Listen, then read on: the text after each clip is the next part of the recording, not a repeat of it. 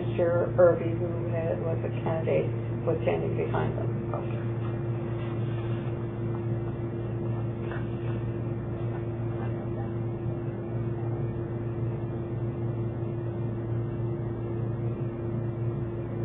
Were you able to observe how many of the ballots were contained within some after as they were opened and pulled out, were contained in some sort of a secrecy envelope, and how many were not? It appears to me that all of them were in some sort of a sleeve or an envelope or something. Okay.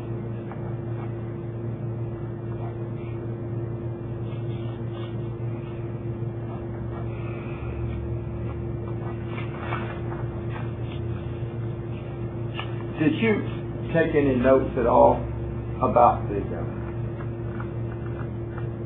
what was going on? I kept a tally as the votes were read the first time, and then I kept a tally as the votes were read the second time. And did your tallies Yes. agree with? Okay. Now, have you heard any discussion in the public about this lawsuit? Yes. And have you heard any persons raise any questions about the nature of the absentee balloting process that was conducted? Yes. And what kind of things have you heard raised? I can't say exactly or quote anything, simply a concern from certain citizens that everything was or was not conducted exactly according to statute. Do you recall anyone having said that I think the way I voted was improper or not according to what I think the rules should have been? No. Do you recall anyone having told you that they were encouraged by Mr. Watson to vote for Mr. Lewis? No. Or by Ms. Calderwood to vote for Mr. Lewis? No. We'll like to take about 5 minutes with my clients, and we'll be through. We're going to take a quick break and caucus and see if I got any more questions to ask you. And if not, we'll be through. Going off the record.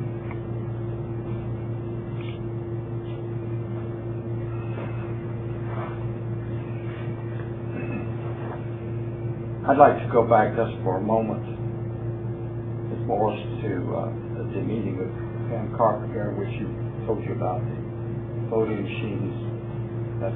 You did have such a meeting. Yes. In that connection, was there any training at all as to the procedures for voting absentee ballots? I do not recall. Okay.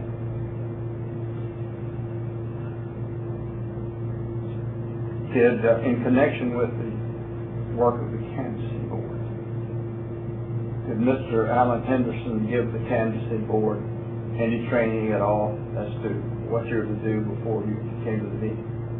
I did not receive any training. I have no further questions. So one thing I want to ask you about, I think you've got exhibit number 6 in front of you. We've been calling that an agenda. As I read through this, this looks like minutes of that meeting rather than an agenda that was prepared ahead of it.